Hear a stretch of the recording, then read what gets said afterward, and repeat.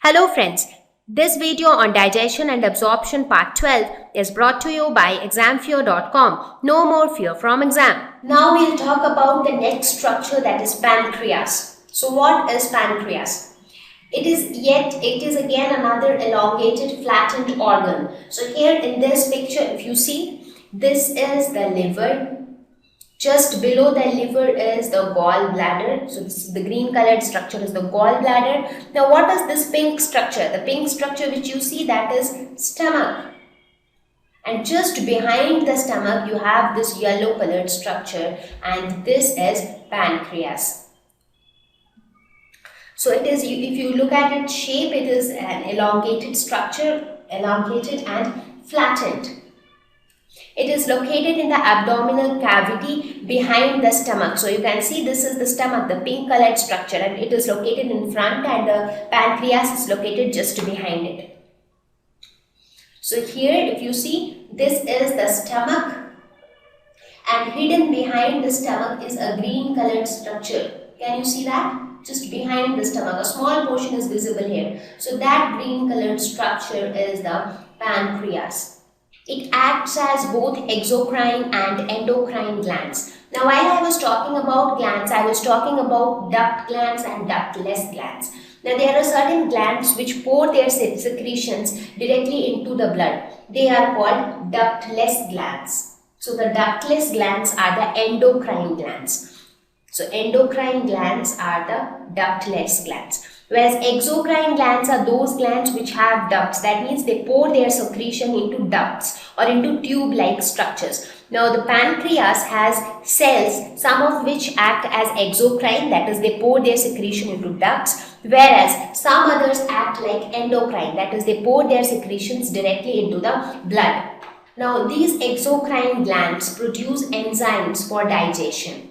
So exocrine glands, they will produce some enzymes and they'll put it into some ducts, that is tube-like structures. Whereas if you talk about the endocrine glands, so what do? Now, what kind of enzymes do they produce? These exocrine glands, they produce enzymes which form the pancreatic juice. From stomach comes up the gastric juice, from liver comes the bile juice, and from pancreas comes the pancreatic juice. So this pancreatic juice has a lot of enzymes which help in the digestion of complex biomolecules like proteins, carbohydrates and lipids. So these pancreatic juice is released into the ducts. So if you look at the structure of pancreas, it would be seen something like this. This is the pancreas, and you have a tube-like structure like this. So whatever it secretes, it flows through this tube-like structure or through the ducts. So that is why these cells which secrete pancreatic juice are the exocrine glands. Whereas the endocrine function, when you talk about the endocrine function, there are certain cells which release hormones directly into the bloodstream. So when you talk about the endocrine function, there are certain cells which release hormones into blood. So what kind of hormones do they release? For example, something like insulin, something like glucagon. So these are some of the hormones or some of the chemicals which are released directly into the blood by cells of pancreas. So these cells form the endocrine glands because they do not release these hormones into some ducts. They directly release them into the blood. And what do these hormones do? Insulin helps to lower the blood sugar level. So it lowers blood sugar level. Whereas glucagon helps to increase the blood sugar level. So that means maintaining a proper balance between insulin and glucagon helps to regulate or helps to maintain correct sugar levels. So that means pancreas plays a very important role. The endocrine part of pancreas help to regulate the blood sugar level, and the exocrine part of pancreas help to produce enzymes or help to produce the pancreatic juice, which plays a very crucial role in the process of digestion. So now you got some idea about these three organs: liver, gallbladder and pancreas. So liver secretes bile juice, pancreas secretes pancreatic juice. Now we have to see how bile juice and pancreatic juice help in the process of digestion. So now we will look at the role of liver and pancreas in the process of digestion. So let us see how the secretion of liver and pancreas help to digest substances. Now till now what all we discussed that there is an important organ or the biggest gland of the body, which is liver, and it secretes bile. Now where is liver in this diagram? Let us suppose this is liver. This is gallbladder, and this pink colored structure is pancreas. Clear? So these are the three structures which we are going to talk about now. Now liver secretes bile. Gallbladder will also secrete bile because bile is also stored in gallbladder. Now from the liver there are these tube-like structures called ducts, and this duct is called the bile duct or the hepatic duct, whatever you call it. So this is the bile duct. The yellow colored tubes which you see, that is the bile duct from liver. So this bile duct will carry the secretion of liver, that is the bile juice. Now some of the bile is also stored in the gallbladder. So inside the gallbladder also you see these tube-like structures are present. So this black colored tube-like structure which is coming from the gallbladder is the duct of the gallbladder. Correct? So this one is the gallbladder duct. So gallbladder will also secrete bile because it stores bile. So this gallbladder will pour all its bile into the gallbladder duct. Now this bile duct and the gallbladder duct will combine together to form a common bile duct. So if you see these bile duct, the yellow colored ducts and this black colored tube both combine together here. So this forms the common bile duct. Why is it called common bile duct? Because both of them are carrying bile. Even the gallbladder duct has bile and the bile duct from liver also has bile. So both of them together join to form the common bile duct. So we can say that the ducts from liver and gallbladder join together to form the common bile duct. So this common bile duct is carrying bile up till now. Now what happens? The pancreas. Pancreas secretes the pancreatic juice. And it secretes it. Now the exocrine part of pancreas secretes the juice, so it will put it into the ducts. So this tube-like structure which you see at the center of the pancreas, that is the pancreatic duct. So this is the pancreatic duct. So if you see, the pancreatic duct then joins the common bile duct. Both of them join together here, and then this final tube-like structure which is formed is known as the hepatopancreatic duct. So now if I ask you what is present inside the hepatopancreatic duct, this hepatopancreatic duct contains bile plus the pancreatic juice.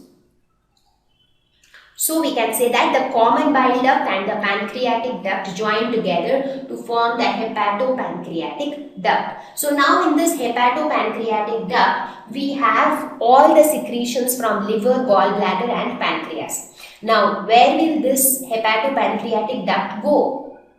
Now this hepatopancreatic duct opens into duodenum. What is duodenum? Duodenum is the first part of the small intestine. Now you remember while we were discussing about the alimentary canal, we started from mouth. We discussed about mouth, then we discussed about oral cavity, then we discussed about pharynx, then esophagus, then stomach. So after that we paused and we started discussing about liver and pancreas. So from stomach, the food or the chyme had to go to the intestine. Right? So from stomach the food was supposed to go to the small intestine, and here all these secretions of liver and pancreas also gets into the small intestine. That means in the small intestine the food will encounter all these digestive juices, and that is how digestion will take place in small intestine. Clear? So this is the small intestine. So in the small intestine food will also come from the stomach. So maybe somewhere from here the food will also come.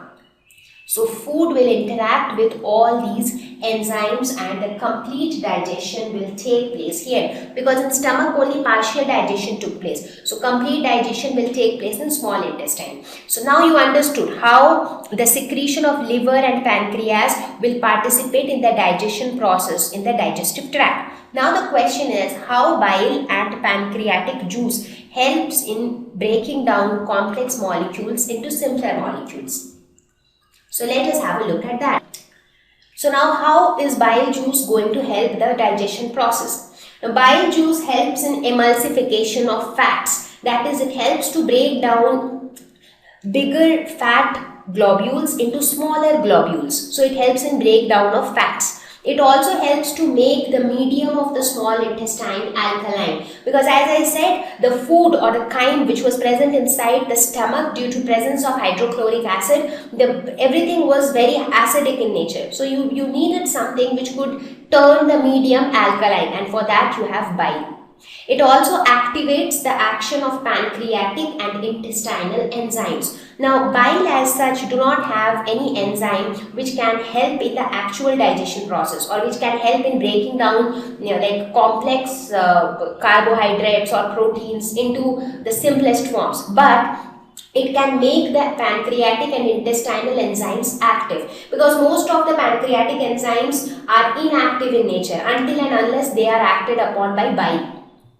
So, and what role does the pancreatic juice plays? They contain many enzymes like trypsin, pancreatic amylase, pancreatic lipase, which helps in digestion of protein, starch and fats. Now please note one thing, when I say emulsification of fats, that does not mean digestion of fats. When I say digestion of fats, that means fats are broken down into its constituents, like fats which are complex structures are broken down into monoglycerides, which are further broken down into glycerol and simple fatty acids. That is digestion. When I say emulsification, I mean the fat globules, the structure of the fats which had bigger fat globules, they are broken down into smaller globules. So basically the composition wise, if it was a triglyceride, it is still a triglyceride. It is not breaking down into its constituent particles. Right? So you understand the difference between emulsification of fats and digestion of fats. So bile juice will help in emulsification of fats, but it will not help in digestion of fats. But yeah, emulsification in turn will facilitate the process of digestion. Thank you. Please visit www.examfear.com to watch more videos, attempt free online test, get free study material, find tutors and mentors. Thank you once again.